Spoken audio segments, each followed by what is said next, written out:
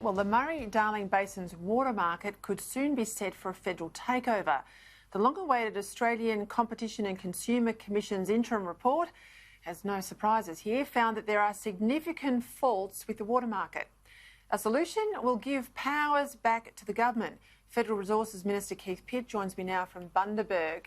Thank you for your time, Minister. Great to have you on the show. I'm keen to know what your position is insofar as you've seen this interim report. Do you support, in principle, a federal takeover of the Murray-Darling Basin water markets? Peter, firstly, it's great to be with you. Great to be with your viewers. And this is one of the most important pieces of work that the ACCC has done, in my view. They've done a good job in terms of the interim report, but what it does do, I think, validates the concerns that my colleagues have had for quite some time, that the community has had, that irrigators have had right across the basin and other users. I mean, these are issues which people like Ann Webster and Damien Drum are raising with me every single week. So it is a very complicated system. There are any number of markets which are operated by the states and territories. The ACCC will provide a final report with their recommendations at the end of November this year. It is a report that goes to the Treasurer. But my view is quite straightforward. There needs to be action to ensure that the water market is not the Wild West, that we are ensuring transparency, and that gives confidence to those users in the basin. OK, well, I just want to make sure people at home know that the report lands to the Treasurer, we're told, on the 30th of November, but the ACCC is out there right now looking for preliminary feedback and it's, thoughts from the community. We're talking farmers, irrigators, basin communities now on what's in the interim report. You say it goes to the Treasurer. I presume it'll go to Cabinet. What sort of capacity have you got as the Water Minister to buy into it? I'm fairly confident the Treasurer would like me to fix it all. That's I'd be very a bit of a fundamental. If you were in charge, I have to say. I would be very confident if you were in charge because I know you're out there talking to real people. I know you're talking to farmers, and I know you've had a lot of people, me and many others, in your ear on this issue. But you're saying to me that you're going to have a real stake in what's finally taken as policy by the government? Oh, of course we will, but I'll work closely with Josh and the ACCC and all of my colleagues who know that this is an incredibly important part of what they do and their communities do. I mean, the trading market is on average around $1.5 billion of trades a year, just in that section. So, if you think about these things, if there's a 1% differential, for example, that's an advantage to others, well, it's pretty quickly a lot of money. So it's complex. There are other things which provide constraints, such as the river and its ability to deliver to particular parts and sections of the Murray-Darling Basin. What we don't want to do is end up with something that looks like the national electricity market, which, as I know you know, Peter, is a bit of a dog's breakfast at times. You've got states that have... No, we don't. And the other thing is, which I'm absolutely adamant must not occur, and that is we can't have water prices increase because of any regulatory change. So we need transparency, we need confidence in the market.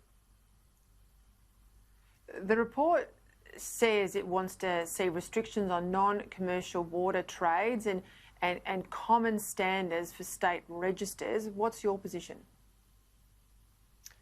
Well, I think there are opportunities to talk to the states about whether we can set national standards that become agreed and implemented by the states. But once again, the Murray-Darling Basin is an amalgamation of 6 key stakeholders. We do need agreement from the states. They do run each of these individual markets.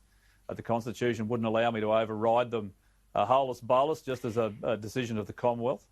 But we do need to get this right. It will take some time, just due to the complexities. But the commitment I give to the people watching your show is I'll make sure that the interests of farmers and the basin users are front and centre.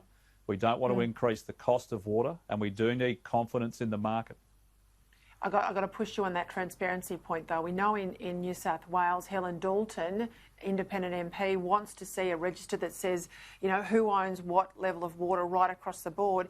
The state government, the New South Wales state government, says we'll only require the disclosure for MPs, not their spouses, not their family trust companies, just for MPs, not commercial users, not all the other players in the market.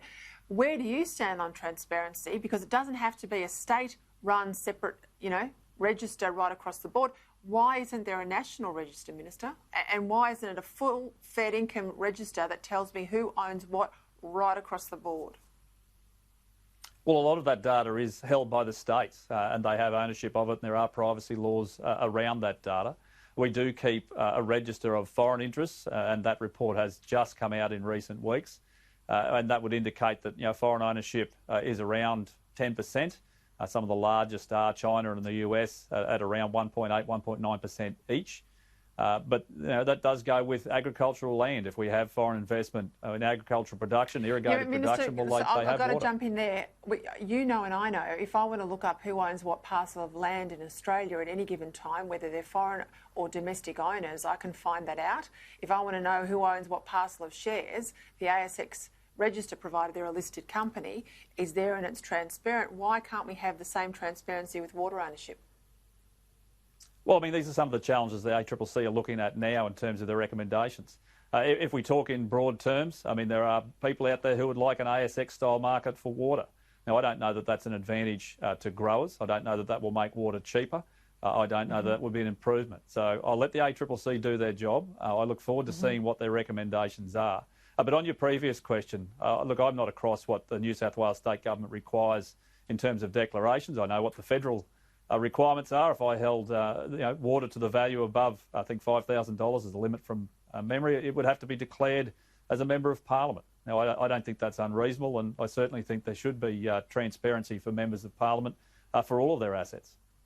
Yeah, look, I agree with that. I just think there should be transparency for water right across the board, whether you're an MP or not. I think it should be for everyone. But you're waiting for the interim report to become final by the end of November. I'm a bit of a dog with a bone on this issue, so I'm sure we'll talk about it again. Thanks for your time, Keith Pitt. Great to be with you. Thanks very much.